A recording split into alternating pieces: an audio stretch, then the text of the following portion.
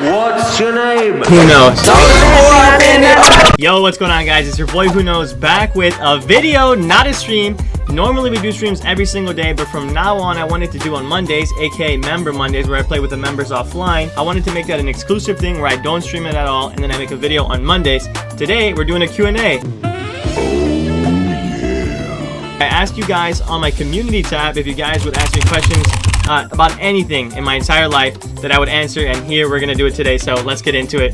Alrighty, so to start us off, we have a question that has been asked so many times. It is by my boy Koopa. How did you come up with the name Who Knows? Well, who knows? I'm not gonna answer that question in this video because that is actually a story in itself. So if you guys want to see a video like kind of explaining the story, if we get 500 likes on this video, I will do a video on it. Another extremely popular question from my boy Mystic: what made you start YouTube and how did you become a streamer? Or around the lines of that, people always ask me.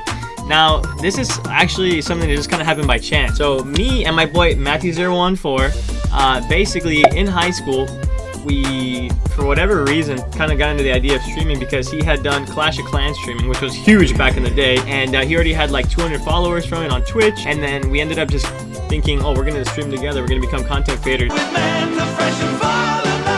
Like, it really came out of nowhere. Just one day we're in the back of English class and we just thought of it. So at one point we started streaming and we did it for a few months, and we both got affiliated on Twitch, which was a big deal to us. Oh, hello, Brooke. Don't talk to me, I'm famous. But in the grand scheme of things, it wasn't all that much. So we took a break. We came back to it like a year later, like as soon as senior year was ending, and I got really consistent with it, and I was doing it, and I was pulling a decent, you know, I mean, not decent. For Twitch it's decent, but for YouTube it's like nothing. We were getting maybe like 5 to 10 average viewers. And I took a break because I was going back to school, and I didn't really know how I was going to work both of the things together. So I just took a break, and once again I came back to streaming the second semester of freshman year in college, and ever since then I've been on it. That's actually what brought me to what someone else's question was. Pax, aka my boy Rizzo, who's been in the community for a while, asks, why did you drop out and become a streamer? So like, I always say I dropped out just because there's a wow factor and people like freak out, but in reality I didn't actually drop out. I just took a year off to focus on streaming, and I am going back to school in the fall. However, I wanted to take a year off to put all my time into streaming so that I could grow a community and not struggle to do that at the same time while getting into school. So my hope is by the time I go back to school, the stream should be at a point where I can stream, you know, a few hours a day and still have, you know, a thriving community. Whose community be like? So for all you guys that are here every single day, I do appreciate you, and I do welcome you guys for being a part of everything. Yeah, I took a year off to focus on streaming. I started up streaming because of me and Matthew, ended up doing it together, and along the way I kind of just fell in love with it. It's definitely like a dream job, because ever since I was a little kid I've always wanted to be a YouTuber. You're disrespecting a future YouTuber. And then being a streamer and a YouTuber kind of like go hand in hand, and yeah, I don't know, man, it just fell into my lap. I've always wanted to be a content creator, and here I am, back to my YouTube career, coming from one of my favorite people, Sister Jelly. The question goes, where do you see your YouTube career within the next year? So let me break it down for you guys, because in about 3 to 4 months I'm headed back to school and I gotta figure out what I'm gonna do. Now, just as a broad thing, I'm still gonna try my best to be streaming pretty much every single day. I think I'll probably be doing like Monday through Friday, kind of like 3 hours a day, and then on the weekends longer streams. We'll figure out how to do Member Monday and all that kind of stuff. But ultimately what I would like to do over the next year is to keep growing the community, you know, kind of what we've been doing, maybe add in a few new things, and maybe be around like 100 to 200k by the end of maybe next year, mid-year, I don't know, something like that. I don't have it super well planned out, but ultimately I'm gonna keep doing what I'm doing, and I'm gonna introduce new things slowly. If anything catches fire, I'm gonna run with it. So yeah, but I'm gonna be here for you guys regardless, no matter what, so always feel free to hit me up with whatever, as long as you're not wasting my time.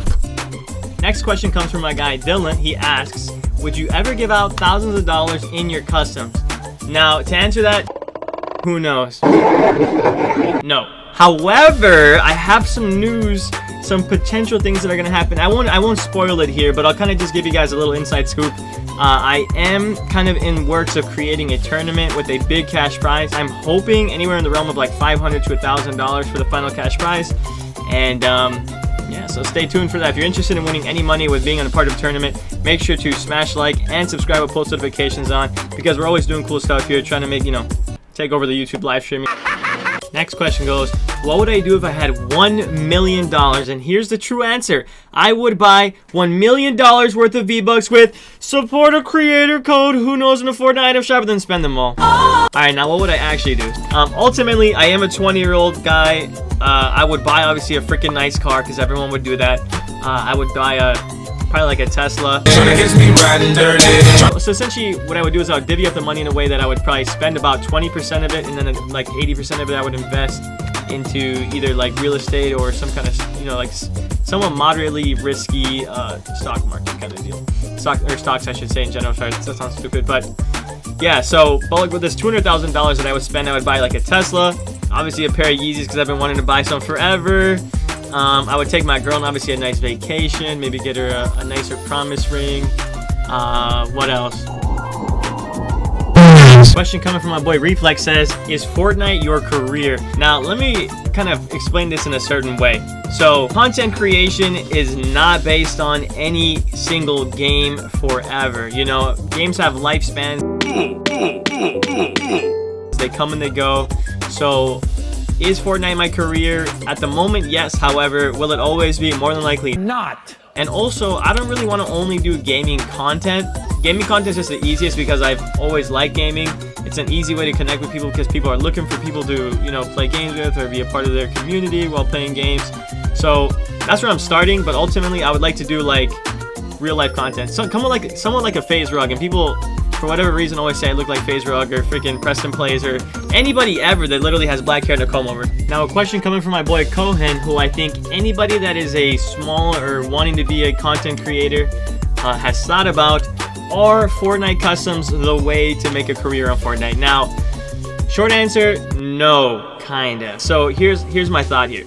Now, obviously, I do Fortnite customs. You guys know this. However, Fortnite customs are not always gonna be that big of a deal. Like, for example, when Fortnite fashion shows came up, scrims kind of took a huge hit and way less people were playing them. Now they're kind of balancing out, but fashion shows are still a bit on top. But regardless, customs aren't the end of, you know, they're not end game, basically.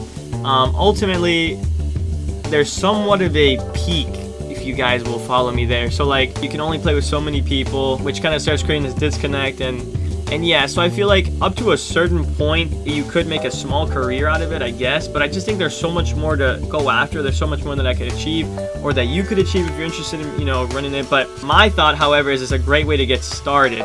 Obviously, some of you guys are only here for the customs, and that's whatever, you know. But some of you guys are like actual fans of the stream. You guys are part of the community, and you know that's why we have a thriving community in general. So I think that, long story short, if you want to get started somewhere, that's probably the easiest way to do it, because when you guys always ask me for stream tips, I say you got to be 1, consistent, 2, make content people are looking for, and then 3, when you get momentum, run with it. So if you want to get started, if you want an easy way to get started, customs might be the way. So yeah, however, it only goes so far, and then you got to kind of take what you've got and then run with it, and you know, run for the clouds or go higher.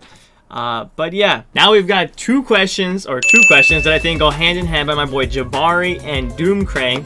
One question says, do you have a girlfriend? And the second one says, have you ever simped? Now, first of all, let me just show y'all my girl. Oh, god damn.